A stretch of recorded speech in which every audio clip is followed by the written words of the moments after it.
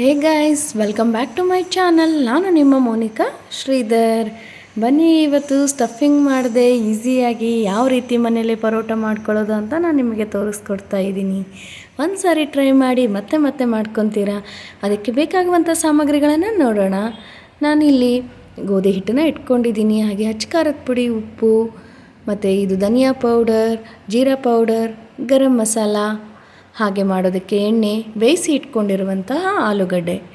ಆಲೂಗಡ್ಡೆನ ಬೇಯಿಸಿಟ್ಕೊಂಡಿದ್ದೀನಿ. ಇವಾಗ ಇದನ್ನು ಯಾವ ರೀತಿ ಮಾಡೋದು ಅಂತ ನೋಡೋಣ ಬನ್ನಿ. ನೋಡಿ, ಸ್ಟಫಿಂಗ್ ಮಾಡೋ ಅವಶ್ಯಕತೆಯೇ ಇಲ್ಲ, ನೀವು ಹಾಗೇ ಪರೋಟ ಮಾಡ್ಕೋಬೋದು. ಬನ್ನಿ, ಇವಾಗ ಮೊದಲು ಏನು ಮಾಡಬೇಕು ಅಂತ ಹೇಳ್ತೀನಿ. ಒಂದು ಪ್ಲೇಟ್ನ ಇಟ್ಕೊಂಡಿದ್ದೀನಿ, ಹಾಗೆ ಒಂದು ಗ್ರೇಟರ್ನ ತೊಗೊಂಡಿದ್ದೀನಿ. ಇವಾಗ ಆಲೂಗಡ್ಡೆ ಸಿಪ್ಪೆ ತೆಗೆದು ಅದನ್ನು ತುರಿತಾ ಇದ್ದೀನಿ ಹೀಗೆ. ಈ ರೀತಿ ತುರಿಯೋದ್ರಿಂದ ಏನಾಗುತ್ತೆ ಅಂದರೆ ಮಧ್ಯದಲ್ಲಿ ನಮಗೆ ದಪ್ಪ ದಪ್ಪ ಆಲೂಗಡ್ಡೆ ಸಿಗೋದಿಲ್ಲ. ಆವಾಗ ಚಪಾತಿ ಥರ ಲಟ್ಸೋದಕ್ಕೆ ತುಂಬ ಸುಲಭ ಆಗುತ್ತೆ. ಅದಕ್ಕೋಸ್ಕರ ಈ ರೀತಿ ಗ್ರೇಟರ್ ಸಹಾಯದಿಂದ ನೀವೆಲ್ಲ ಆಲೂಗಡ್ಡೆನ ತುರಿದ್ಬಿಟ್ಟು ಇಟ್ಕೋಬೇಕಾಗತ್ತೆ. ನಾನು ನೋಡಿ ಇವಾಗ ಎಲ್ಲ ಆಲೂಗಡ್ಡೆನ ತುರಿದು ಈ ರೀತಿ ಇಟ್ಕೊಂಡಿದ್ದೀನಿ ಒಂದು ತಟ್ಟೆಯಲ್ಲಿ. ಇದನ್ನು ತುರ್ಕೊಂಡೋದಷ್ಟೇ ಕೆಲಸ. ಬನ್ನಿ, ಇವಾಗ ಇದನ್ನು ಪಕ್ಕಕ್ಕೆ ಇಟ್ಟು ಇವಾಗ ಇನ್ನೊಂದು ಅಗಲವಾದ ತಟ್ಟೆಗೆ ನಾನು ಹಿಟ್ಟನ್ನು ಹಾಕ್ಕೊಂಡಿದ್ದೀನಿ. ಇದಕ್ಕೆ ನಿಮ್ಮ ಅಂದಾಜಿಗೆ ತಕ್ಕಂತೆ ಅಳತೆ ಪ್ರಮಾಣನ ಚೇಂಜ್ ಮಾಡ್ಕೊಳ್ಳಿ. ಯಾವುದಕ್ಕೂ ಅಳತೆ ಅನ್ನೋದು ಇಲ್ಲ ಇದಕ್ಕೆ.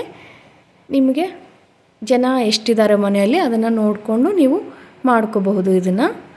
ಇವಾಗ ಇದಕ್ಕೆ ಆಲೂಗಡ್ಡೆನ ಹಾಕ್ಕೊಂಡು ಆಮೇಲೆ 1 ಸ್ಪೂನಷ್ಟು ಅಚ್ಚ ಪುಡಿನ ಹಾಕ್ಕೊಂಡಿದ್ದೀನಿ, ಹಾಗೆ ರುಚಿಗೆ ತಕ್ಕಷ್ಟು ಉಪ್ಪನ್ನು ಹಾಕಿದ್ದೀನಿ. ಹಾಗೆ ಇದು ಧನಿಯಾ ಪೌಡರ್ 1.5 ಸ್ಪೂನಷ್ಟು ಇದೆ, ಹಾಗೆ ಗರಂ ಮಸಾಲ 1 ಸ್ಪೂನಷ್ಟಿದೆ, ಹಾಗೆ ಜೀರಾ ಪೌಡರ್. ಇದನ್ನು ಹುರಿದ್ಬಿಟ್ಟು ಆಮೇಲೆ ಆರಿಸಿ ಮಿಕ್ಸಿಗೆ ಹಾಕ್ಕೊಂಡು ಇಟ್ಕೊಂಡಿರ್ತೀನಿ ನನ್ನ ಮನೆಯಲ್ಲಿ. ಅದನ್ನೇ ಹಾಕಿರೋದು.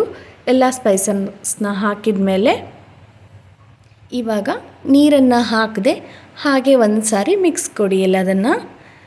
ಆಲೂಗಡ್ಡೆಯಲ್ಲಿ ನೀರಿನ ಪ್ರಮಾಣ ಎಷ್ಟಿರುತ್ತೋ ಅದಕ್ಕೆಲ್ಲ ಹಿಟ್ಟು ಚೆನ್ನಾಗಿ ಹೊಂದ್ಕೋಬೇಕು. ಹಾಗೆ ಕಲಿಸ್ಕೊಳ್ಳಿ, ನೀರನ್ನು ಹಾಕಬೇಡಿ. ನೋಡಿ, ಇವಾಗ ಈ ರೀತಿ ನಿಧಾನಕ್ಕೆ ಕಲಿಸ್ಕೊಳ್ಳಿ. ನಾನು ಹಾಗೆ ವ್ಲಾಗ್ಸ್ನ ಸ್ಟಾರ್ಟ್ ಮಾಡಿದ್ದೀನಿ. ಪ್ಲೀಸ್ ಯಾರಾದರೂ ಹೊಸಬ್ರು ನೋಡ್ತಾ ಇದ್ದರೆ ಹಾಗೆ ನನ್ನ ಯೂಟ್ಯೂಬ್ ಚಾನಲ್ನ ಸಬ್ಸ್ಕ್ರೈಬ್ ಮಾಡ್ಕೊಳ್ಳಿ. ಮತ್ತು ನಿಮಗೆ ಯಾವುದಾದ್ರೂ ಡಿಶ್ ಬೇಕು ಅಂದರೆ ನನಗೆ ಕಮೆಂಟ್ ಬಾಕ್ಸಲ್ಲಿ ಕಮೆಂಟ್ ಮಾಡಿ ತಿಳಿಸಿ. ವ್ಲಾಗ್ಸ್ ಕೂಡ ಇವಾಗ ಮಾಡ್ತಾ ಇದ್ದೀನಿ, ಪ್ಲೀಸ್ ನೋಡಿ ಸಪೋರ್ಟ್ ಮಾಡಿ ಅಂತ ಕೇಳ್ತಾ ಇದ್ದೀನಿ. ಹಾಗೆ ನೋಡಿ, ಇವಾಗ ಎಲ್ಲ ಇರೋದಾಗಿದೆ. ಇವಾಗ ಸ್ವಲ್ಪ ನೀರನ್ನು ಹಾಕಿ ಕಲಿಸ್ಕೊಳ್ಳೋಣ ಹಿಟ್ಟನ್ನು. ಸೇಮ್ ಚಪಾತಿ ಹಿಟ್ಟಿನ ಹದಕ್ಕೆ ಇದನ್ನು ಕಲಿಸ್ಕೋಬೇಕಾಗತ್ತೆ. ಅದರಲ್ಲಿ ಯಾವುದೇ ಚೇಂಜಸ್ ಇಲ್ಲ, ಅದೇ ರೀತಿ ಕಲಿಸ್ಕೊಳ್ಳಿ. ನೋಡಿ, ಇವಾಗ ಕಲಸಿ ಇಟ್ಕೊಂಡಿದ್ದೀನಿ ನಾನು. ಇವಾಗ ಇದಕ್ಕೆ ಮೇಲೆ ಒಂದು ಸ್ವಲ್ಪ ಎಣ್ಣೆ ಹಾಕಿ ಹಿಟ್ಟಿಗೆ ಚೆನ್ನಾಗಿ ಎಣ್ಣೆ ಸವರಿ ಒಂದು 10 ನಿಮಿಷಗಳ ಕಾಲ ಇದನ್ನು ರೆಸ್ಟ್ ಮಾಡೋಕ್ಕೆ ಬಿಡೋಣ. ಹಿಟ್ಟು ಸ್ವಲ್ಪ ಚೆನ್ನಾಗಿ ನೆಂದಿರುತ್ತೆ, ಪರೋಟ ಉಬ್ಬಿ ಬರುತ್ತೆ ಅಂತ ನೆನೆಸ್ಬೇಕಾಗುತ್ತೆ. ನೋಡಿ, ಈ ಕಡೆ 10 ನಿಮಿಷ ಹಿಟ್ಟು ನೆಂದಿದೆ. ನಾನು ಇವಾಗ ಗ್ಯಾಸನ್ನು ಆನ್ ಮಾಡ್ಕೊಳ್ತಾ ಇದ್ದೀನಿ.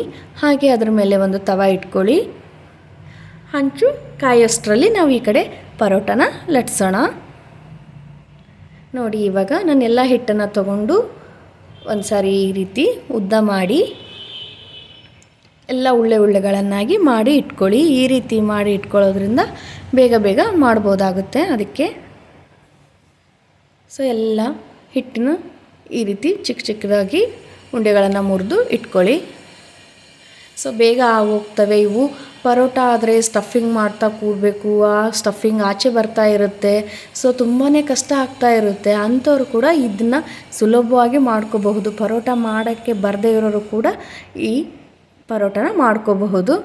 ತುಂಬ ಸುಲಭ ಮಾಡೋದಕ್ಕೆ, ಮತ್ತು ಬೇಗ ಆಗ್ತವೆ ಇವು. ನೀವು ಬೇಕಾದ್ರೆ ಒಂದು ಸಾರಿ ಟ್ರೈ ಮಾಡಿ ನನಗೆ ಫೀಡ್ಬ್ಯಾಕ್ ಕೊಡಿ ಮಾಡಿದರೆ. ನೋಡಿ, ಈ ರೀತಿ ರೌಂಡಾಗಿ ಮಾಡ್ಕೊಳ್ಳಿ. ತುಂಬ ಸಾಫ್ಟಾಗಿರ್ತವೆ ಈ ಪರೋಟ. ಈ ರೀತಿ ಒಣ ಹಿಟ್ಟಿನಲ್ಲಿ ಒಂದು ಸಾರಿ ಎಲ್ಲನ ಡಿಪ್ ಮಾಡ್ಕೊಳ್ಳಿ ಅದನ್ನು. ಇವಾಗ ನಿಧಾನಕ್ಕೆ ಲಟ್ಟಿಸ್ತಾ ಬನ್ನಿ. ಯಾರಾದರೂ ಹೊಸಬ್ರು ನನ್ನ ಯೂಟ್ಯೂಬ್ ಚಾನಲ್ ನೋಡ್ತಾ ಇದ್ದರೆ ಪ್ಲೀಸ್ ಸಬ್ಸ್ಕ್ರೈಬ್ ಮಾಡ್ಕೊಳ್ಳಿ. ಹಾಗೆ ಪಕ್ಕದಲ್ಲಿರುವ ಬೆಲ್ ಬಟನ್ನ ಕ್ಲಿಕ್ ಮಾಡಿ. ಬೆಲ್ ಬಟನ್ ಕ್ಲಿಕ್ ಮಾಡೋದ್ರಿಂದ ನಾನು ಹಾಕುವಂತಹ ಎಲ್ಲ ಹೊಸ ವಿಡಿಯೋ ನೋಟಿಫಿಕೇಷನ್ ನಿಮಗೆ ಬರುತ್ತೆ. ನೋಡಿ, ಇದು ಚಪಾತಿಗಿಂತ ಸ್ವಲ್ಪ ದಪ್ಪಗೆ ಲಟ್ಟಿಸ್ಕೊಳ್ಳಿ. ಈ ರೀತಿ ಲಟ್ಟಿಸ್ತಾ ಬನ್ನಿ ನಿಧಾನಕ್ಕೆ.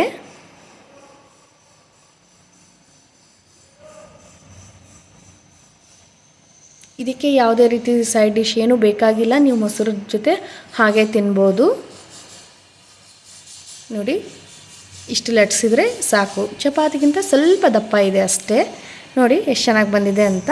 ಇವಾಗ ಹಂಚು ಕಾದಿದೆ. ಹಂಚಿಗೆ ಯಾವುದೇ ರೀತಿ ಎಣ್ಣೆ ಏನು ಹಾಕಬೇಡಿ, ಮೊದಲು ಹಾಗೆ ಬೇಯಿಸ್ಬೇಕಾಗತ್ತೆ. ನೋಡಿ,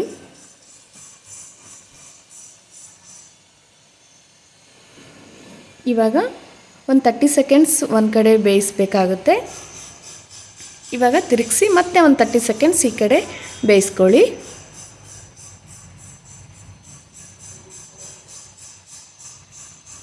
ನೋಡಿ, ಇವಾಗ ಬೇಯ್ತಾ ಇದೆ. ಇವಾಗ ಮತ್ತೆ ತಿರುಗಿಸಿ ಹಾಕೋಣ.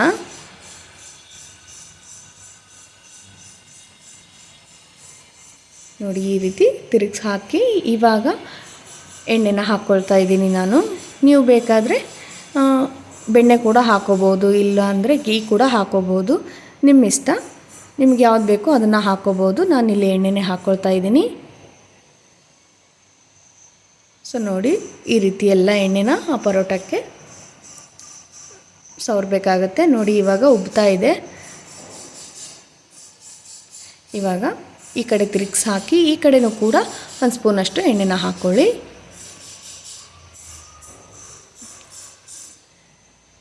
ಬೇಗ ಬೇಗ ಆಗೋಗ್ತಾರೆ. ಮನೇಲಿ ಯಾರಾದರೂ ಗೆಸ್ಟ್ ಬಂದಿದ್ದಾರೆ, ಚಪಾತಿ ಮಾಡಿದರೆ ಚೆನ್ನಾಗಿರಲ್ಲ ಅನಿಸಿದರೆ ಈ ರೀತಿ ನೀವು ಪರೋಟನ ಮಾಡಿ ಕೊಡ್ಬೋದು. ತುಂಬ ಬೇಗನೆ ಆಗೋಗುತ್ತೆ ಈ ರೀತಿ ಮಾಡೋದ್ರಿಂದ. ಸೊ ಗೆಸ್ಟ್ ಬಂದಿದ್ದರೆ ಕೂಡಂತೂ ಒಳ್ಳೆ ಮಾಡಿದ ರೆಸಿಪಿ ಅಂತಂದೇ ಹೇಳ್ಬೋದು ಇದನ್ನು. ಯಾಕಂದರೆ ಅಷ್ಟು ಬೇಗ ಮತ್ತು ತಿನ್ನೋದಕ್ಕೂ ಕೂಡ ತುಂಬ ರುಚಿಯಾಗಿರ್ತವೆ. ನೋಡಿ, ಇವಾಗ ಪರೋಟ ಆಗಿದೆ. ಇದನ್ನು ಸರ್ವಿಂಗ್ ಪ್ಲೇಟಿಗೆ ಹಾಕಿ ನಿಮಗೆ ತೋರಿಸ್ತೀನಿ. ಈ ಉಪ್ಪಿನಕಾಯಿ ರೆಸಿಪಿ ನಿಮಗೆ ಬೇಕು ಅಂದರೆ ನಾನು ಆಲ್ರೆಡಿ ವಿಡಿಯೋ ಶೇರ್ ಮಾಡಿದ್ದೀನಿ. ಪ್ಲೀಸ್ ಹೋಗಿಬಿಟ್ಟು ವಿಡಿಯೋನ ನೋಡಿ, ಅದು ಕೂಡ ತುಂಬ ಚೆನ್ನಾಗಿದೆ. ಹಾಗೆ ನೋಡಿ, ಪರೋಟ ಕೂಡ ತುಂಬ ಚೆನ್ನಾಗಿ ಬಂದಿದ್ದಾವೆ. ಸೊ ಈ ಪರೋಟ ನಿಮಗೆ ಇಷ್ಟ ಆಗಿತ್ತು ಅಂದರೆ ವಿಡಿಯೋನ ಕೊನೆವರೆಗೂ ನೋಡಿ, ಹಾಗೆ ಸ್ಕಿಪ್ ಮಾಡಬೇಡಿ. ನೆಕ್ಸ್ಟ್ ವಿಡಿಯೋಗಾಗಿ ಕಾಯ್ತಾ ಇರಿ. Thank you for watching.